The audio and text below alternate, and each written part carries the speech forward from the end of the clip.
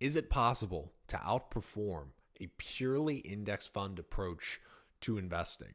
We're breaking down how factor-focused investing could allow you to do just that. You don't want to miss today's video. How you doing, guys? My name is John Boyd. I'm a certified financial planner, and I'm the founder and lead wealth advisor at Modern Wealth.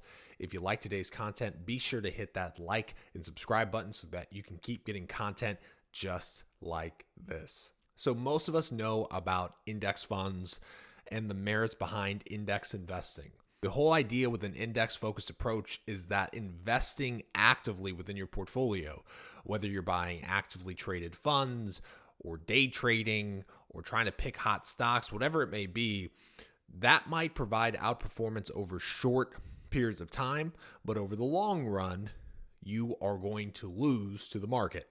Hence the idea to invest in a total stock market index or something like the S&P 500. Just put all your money there and just chill. Now, factor-focused investing strategies at their core generally agree with this principle that excessive active management probably isn't super prudent.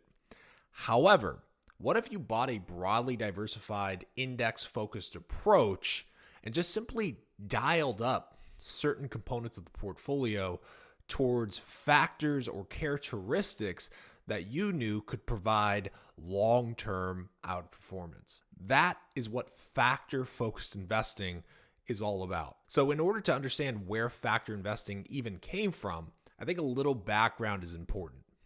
Eugene Fama and Kenneth French are considered the godfathers of factor investing. Their three-factor model fundamentally changed how financial markets were analyzed and even won Eugene Fama a Nobel Prize award. Prior to their research, the capital asset pricing model was the main theory for why certain assets outperformed others. This model basically states that the more risk you take, the higher your expected returns are going to be. Fama and French didn't feel like this was an adequate explanation of market returns or outperformance. They really wanted to dive into an alternative answer and why certain investment strategies and fund managers were able to outperform the market. In their initial research, what they found were two important observations. Number one, small cap companies outperformed large cap companies over long periods of time.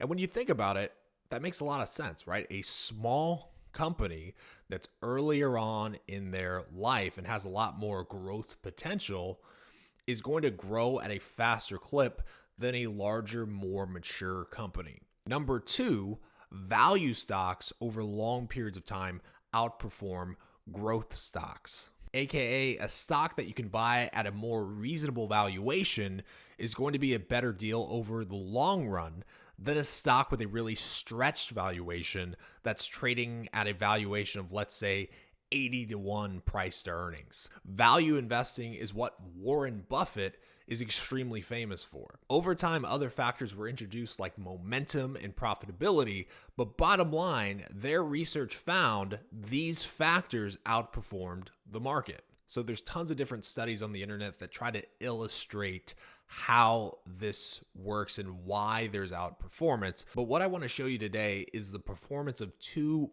basic factors versus the S&P 500 because it is easy to digest, and I believe it really drives home what factor investing is all about. So this first chart breaks down an index that is exactly what the two OG factors are: the small cap value index versus the S&P 500. This data looks at performance from December 31st, 1971, all the way to October 31st, 2023.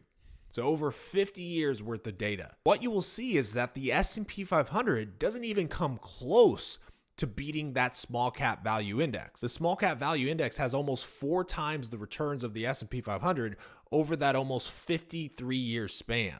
This chart is why a lot of institutional investors, family offices, asset managers ride so hard for a factor-focused approach to investing. If there is data that goes back this far, heck, there are studies out there going back all the way to the 1800s supporting this theory, why would you not tilt your portfolio to something that gives you that type of outperformance over a long period of time? So again, that is what factor investing is all about, shifting your portfolio in a way so that you are exposed more to these outperforming factors or characteristics like small cap and value. So if the data looks so good for factor investing, why doesn't everyone do it?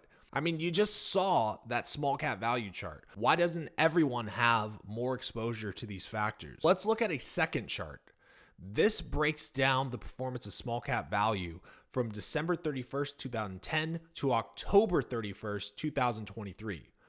What you will see now is that the S&P 500 absolutely whoops small cap value. If you're someone whose investment due diligence is comparing the 10-year performance, you like to look at the 10-year chart to see how the fund or stock is done. If you're one of those people, clearly you're going to think, well, the S&P 500 is superior and something like small cap value is inferior. I want you to have this chart just burned in your memory, because this, in my opinion, is exactly why factor investing isn't mainstream among every investor. If you're going to pursue factor investing and go all in, you are accepting the fact that you might have extended periods of time where you underperform an index like the S&P 500. Most people don't have the type of patience factor investing requires. In a world where you can just simply pull out your phone, open up an app, and sell whatever you want in your portfolio, it makes staying disciplined that much more difficult. Now, I really want to stress that I am not saying that you should put all your money in something like small cap value just because that chart looks super pretty. True factor investing generally has a broadly diversified index approach at the core of the portfolio, and then all you're simply doing is dialing up those characteristics or factors that we know provide a lot of value and outperformance over the long run. And again, the reason why you do this is A, data suggests those factors provide long-term outperformance, and B, if one of those factors lags, such as value underperforming growth stocks for a decade, you have other factors that you are exposed to. I'll provide links to portfoliovisualizer.com where I generated those charts we looked at today. If you need help with your portfolio and you need help reviewing your overall financial plan, reach out to us at www.modernwealth.com. That's modern spelled with no vowels, wealth.com. We'd love to help you out. It's been a ton of fun, guys, and I will see you next time.